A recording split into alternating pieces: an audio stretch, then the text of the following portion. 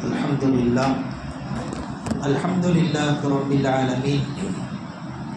Wassalatu wassalamu ala rasulihi khatamin nabiyyin wa ashabihi tahirin wal muslimina wal mu'minina kullihim ajma'in, amma ba'd. Wa'budu rabbaka hatta ya'tiyakal yaqin. Sadaqallahul mawlana al-azim. எல்லா புகழும் அல்லாஹ் ஜல்லஷானஹு தஆலா ஒருவனுக்கே உரித்தாகட்டுமாக. அருமை நாயகம் முஹம்மது ரசூலுல்லாஹ் ஸல்லல்லாஹு அலைஹி வஸல்லம் அவர்களின் மீதும் அவர்களின் நல்வழியை பின்பற்றி வாழ்ந்த அனைத்து நல்லடியார்களின் மீதும் புனிதமான இந்த ரமதானுடைய மாதத்திலே தராவிஹி தொழுகையை தொழுதுவிட்டு அமர்ந்திருக்கக்கூடிய நம் அனைவர்களின் மீதும் அல்லாஹுவின் அன்பும் அருளும் என்றென்றும் நிறைவாக உண்டாகட்டுமாக. ஆமீன். கண்ணியமிக்க தாய்மார்களே, புனிதம் நிறைந்த இந்த ரமதானுடைய மாதத்தில் நிறைவு பகுதியில் இருக்கிறோம். அல்லாஹுவினுடைய மாபெரும் கிருபை, அல்லாஹ் நமக்கு இந்த வருடம் ரமதானை அடையக்கூடிய பாக்கியத்தை தந்தான். அவனுக்கே புகழனைத்தும் அல்ஹம்துலில்லாஹ் சும் அல்ஹம்துலில்லாஹ். இந்த ரமதானுடைய மாதத்திலே நாம் வைத்த எல்லா நோன்புகளையும் அல்லாஹ் முழுமையாக ஏற்றுக்கொள்வானாக. நாம் தொழுத எல்லா தொழுகைகளையும், நாம் செய்த எல்லா இபாதாத்துகளையும் அல்லாஹ் முழுமையாக ஏற்று அதற்குண்டான நிரப்பமான கூலியை அல்லாஹ் நமக்கு தந்தல் புரிவானாக. கண்ணியமிக்க தாய்மார்களே, ரமதானுடைய மாதம் நம்மை விட்டும் விடைபெறப்போகிறது. இன்னும் ஓரிரண்டு நாட்களில் இந்த ரமலானை விட்டு நாம் நிறைவு பெறப்போகிறோம். ரமலானுடைய மாதம் நம்மை விட்டு செல்ல போகிறது.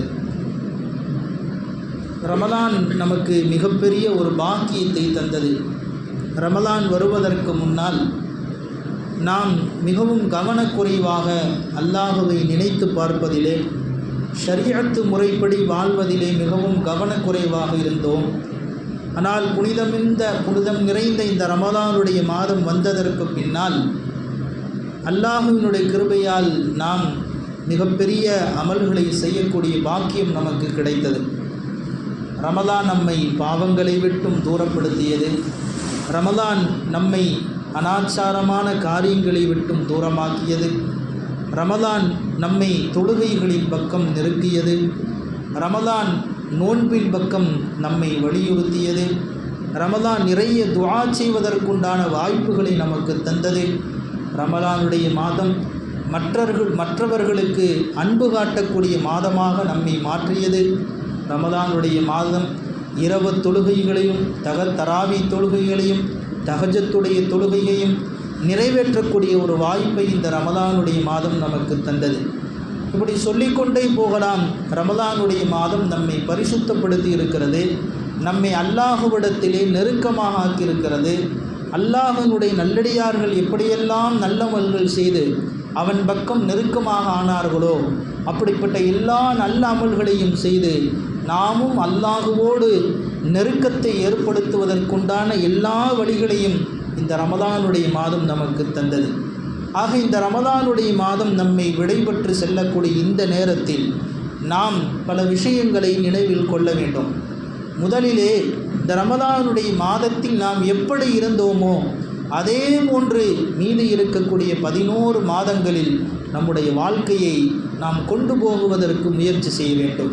எப்படி ரமலானுடைய மாதத்தில் நாம் 5 நேர தொழுகைகளை கலா இல்லாமல் எப்படி தொழுதோமோ அதுபோல மற்ற எல்லா மாதங்களிலும் நாம் 5 நேர தொழுகைகளை சரியான முறையில் கலா இல்லாமல் தொழுவதற்கு நாம் மிகவும் கவனமாக முயற்சி செய்ய வேண்டும். அதே போன்று நாம் எப்படியெல்லாம் நல்ல அமல்களை, திக்ருகளை, துஆக்களை செய்தோமோ, நம்மால் முடிந்த அளவு தான தர்மங்களை ஏழைகளுக்கு வழங்கினோமோ அதுபோன்ற மற்ற மாதங்களிலும் நம்மால் முடிந்த எல்லா அமல்களையும் செய்வதற்குண்டான முயற்சிகளை நாம் செய்து கொண்டே இருக்க வேண்டும். குறிப்பாக இந்த ரமலானுடைய மாதத்திலே குர்ஆன் இறங்கிய மாதம். பல்வேறு இடங்களிலே, பல்வேறு வீடுகளிலே பீரோவுக்கு மேலே, செல்ஃபுக்கு மேலே மறைத்து வைக்கப்பட்டிருக்கக்கூடிய அந்த குர்ஆன் இன்றைய மாதத்தில் எடுத்து நம்மால் ஓதப்பட்டது, பல நபர்களால் ஓதப்பட்டது. அந்த ரமலான் மீண்டும் பலகைக்கு சென்று விடக்கூடாது. அந்த குர்ஆன் மீண்டும் பலகைக்கு சென்று விடக்கூடாது. அந்த குர்ஆன் மீண்டும் தலைமாட்டுக்கு மேலே சென்று விடக்கூடாது. எப்படி இந்த ரமதானிலே அந்த குர்ஆன் நம்முடைய கைகளில் இருந்து கொண்டே இருந்ததோ அதுபோன்று தினந்தோறும் குர்ஆனை நாம் ஓதக்கூடியவர்களாக மாற வேண்டும். குறிப்பாக ஃபஜ்ருடைய தொழுகைக்கு பின்னால் ஒரு யாசின் சூறாவையோ அல்லது தினந்தோறும் நம்மால் முடிந்த அளவு ஒரு 5 ஆயத்துகளோ 6 ஆயத்துகளோ நம்மால் எவ்வளவு ஓத முடியுமோ அந்த அளவுக்கு குர்ஆனை ஒரு ஐனாகவோ 2 ஐனாகவோ அல்லது ஒரு பக்கமாகவோ 2 பக்கமாகவோ இப்படியே தொடர்ந்து குர்ஆனை ஓதக்கூடியவர்களாக நாம் மாற வேண்டும். ஏனென்றால் குர்ஆன் ஓதுவது என்பது தினந்தோறும் குர்ஆனை யார் தொடர்ந்து ஓதி வருகிறார்களோ அவர்களுக்கு முதுமையில் ஏற்படக்கூடிய கஷ்டங்கள் ஏற்படாது என்று தஃசீர்களிலே வருகிறது. வயோதிகத்தினுடைய சிரமத்தால் பலர் கஷ்டப்படுவதை நாம் பார்க்கிறோம். ஆனால் யார் குர்ஆனை தொடர்ந்து ஓதுறாங்களோ அவங்களுக்கு அந்த அறுதலுல் உமூர் என்று சொல்லுவார்கள். அறுதலுல் உமூர் என்றால் வயோதிகத்தில் ஏற்படக்கூடிய கஷ்டங்கள், துன்பங்கள். அந்த அறுதலுல் உமரை விட்டும் வயோதிகத்தில் ஏற்படக்கூடிய சங்கடங்களை, சிரமங்களை விட்டும் அல்லாஹு பாதுகாக்கிறான். யாரை பாதுகாக்கிறான்? தொடர்ந்து யார் குர்ஆனை ஓதிக்கொண்டே இருக்கிறார்களோ அவர்களுக்கு அல்லாஹு தஆலா அந்த அறுதலுல் உமர், வயோதிகத்தின் காரணமாக ஏற்படும் அந்த சிரமங்களை, நோய் நொடிகளை விட்டும் அல்லாஹு பாதுகாக்கிறான் என்று ஹதீஸ்களிலே, தஃசீர்களிலே நாம் பார்க்கிறோம். அது நிதர்சனமாக நம்ம பல வயோதிகர்களை, வயசானவங்களை பார்க்குறோம். தொடர்ந்து குர்ஆன் ஓதிக்கிட்டே இருப்பாங்க. தொடர்ந்து குர்ஆன் அவங்க ஓதிக்கிட்டே இருப்பாங்க. ஆனால் நல்லா இருப்பாங்க, நடப்பாங்க, போவாங்க, அவங்க வேலையை அவங்க செஞ்சுக்கிட்டே இருப்பாங்க. அதெல்லாம் அந்த குர்ஆனின் மூலமாக அவங்களுக்கு கிடைத்தது. ஒரு 100 வயசு 103 வயது ஒரு மூதாட்டி குர்ஆனை அழகாக ஓதக்கூடிய அந்த காட்சிகளை எல்லாம் நம்ம சமூக வலைதளங்களில் பார்க்கலாம். நம்ம ஊரிலேயே, நம்ம பகுதியிலேயே இன்னும் வயதானவர்கள் குர்ஆனை சரளமாக ஓதக்கூடிய எத்தனையோ வயதான பெண்மணிகள் இருந்தார்கள். அவர்களெல்லாம் ஆரோக்கியமாக வாழ்ந்ததற்கு காரணம் அவர்கள் ஓதிய அந்த குர்ஆனுடைய பரக்கத்தினால்தான்.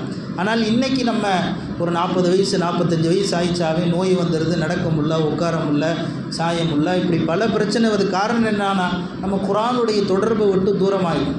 இன்ஷா அல்லாஹ் குர்ஆனை தொடர்ந்து ஓதிக்கிட்டே வாங்க. அல்லாஹ் அந்த குர்ஆனின் பரக்கத்தினால் நம்முடைய உடலுக்கு முழுமையான ஆஃபியத்தை, முழுமையான ஆரோக்கியத்தையும் தர்றான். இது ஹதீஸிலேயும் வந்திருக்கிறது. அனுபவபூர்வமாகவும் பல நபர்களை நம்முடைய கண்களால் நாம் பார்க்கிறோம். எனவே இந்த ரமதானுடைய மாதத்தில் நாம் எப்படி தொடர்ந்து குர்ஆனை ஓதினோமோ அதே மாதிரி தொடர்ந்து நாம் அதற்கு பின்னாலும் குர்ஆனை ஓத வேண்டும். எப்படி பல நன்மைகளை நாம் செய்தோமோ அதே போன்று பல நன்மைகளை செய்ய வேண்டும். அன்னை ஃபாத்திமா ரலியல்லாஹு அன்ஹா, நபி ஸல்லல்லாஹு அலைஹி வஸல்லம் அவர்கள் தன்னுடைய ஈரல் குலை துண்டு தன் அருமை மகளார் அன்னை ஃபாத்திமா ரலியல்லாஹு அன்ஹா அவர்களை பார்ப்பதற்காக தன்னுடைய மகள் வீட்டிற்கு வருகிறார்கள். தன் மகள் வீட்டிற்கு வருகிறார்கள். அன்னை ஃபாத்திமா ரலியல்லாஹு அன்ஹா அழுது கொண்டு இருக்கிறார்கள். தன் மகள் அழுது கொண்டிருப்பதை பார்த்த நபிகள் நாயகம் ஸல்லல்லாஹு அலைஹி வஸல்லம் அவர்களின் ஒட்டிப்போன வயிறு, ஏழ்மை, பல நாட்கள் சாப்பிடாமல் இருந்த அந்த காட்சியை பார்த்துவிட்டு நபி ஸல்லல்லாஹு அலைஹி வஸல்லம் அவர்கள் தன் ஈரல் கூளை தொண்டு அன்னை ஃபாத்திமா ரலியல்லாஹு அன்ஹாவிடத்திலே கேட்கிறார்கள், என் அருமை மகள் ஃபாத்திமாவே, எதற்காக நீ அழுகிறாய்? எதற்காக இப்படி நீ அழுது கொண்டிருக்கிறாய்? எதற்காக நீ இப்படி வருத்தப்படுகிறாய்? பசியின் காரணமாக அழுகிறாயா? உணவு இல்லை என்று அழுகிறாயா? என்று தன் அருமை மகளிடத்திலே நபிகள் நாயகம் ஸல்லல்லாஹு அலைஹி வஸல்லம் அவர்கள் கேட்கிறார்கள். அதற்கு அன்னை ஃபாத்திமா சொல்கிறார்கள், என் அருமை தந்தையே, உணவிற்காகவோ பசிக்காகவோ நான் அழுகவில்லை. மாறாக நீங்கள் சொல்லியிருக்கிறீர்கள், என் தந்தையே, நின்று தொழுதால் 100 நன்மை கிடைக்கும் என்று நீங்கள் சொல்லியிருக்கிறீர்கள். அதே வேளையில் அமர்ந்து தொழுதால் 40 நன்மைதான் கிடைக்கும் என்று நீங்கள் சொல்லியிருக்கிறீர்கள். ஆனால் பசியின் காரணமாக என்னால் நின்று தொழ முடியவில்லை, அமர்ந்துதான் தொழ முடிகிறது.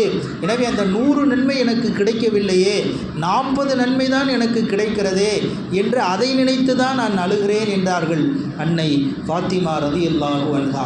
இப்படியெல்லாம் சஹாபிய பெண்மணிகள் அமல்களுக்காக, நன்மைகளை பெறுவதற்காக அவர்கள் பசியோடு இருந்தாலும் கூட, அவர்கள் உணவில்லாமல் ஏழ்மையில் வாடினாலும் கூட, மறுமையை நினைத்து, அல்லாஹ்வினுடைய மஹ்ஷரை நினைத்து, நன்மைகளை ஆதரவு வைத்து, பல அமல்களை செய்தார்கள் என்ற வரலாற்றிலே நாம் பார்க்கிறோம்.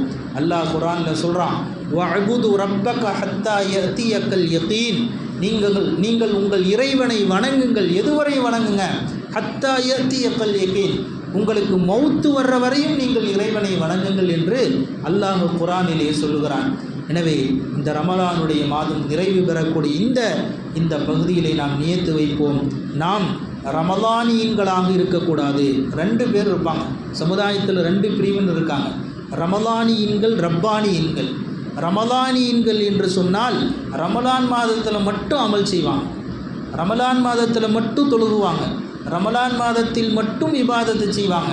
ரமலான் முடிஞ்சுன்னா அவங்க எல்லாத்தையும் மறந்துடுவாங்க. இவங்க ரமலானியன்கள். ரப்பானியன்கள் என்று ஒரு கூட்டராக இருக்காங்க. அவங்க எப்படிப்பட்டவங்க? அல்லாஹுவை சார்ந்தவங்க. ரமலானில் எப்படி அமல் செஞ்சாங்களோ அதை விடவும் அதிகமாக அமல்களை மற்ற மாதங்களில் செய்யக்கூடியவர்களாக இருப்பாங்க.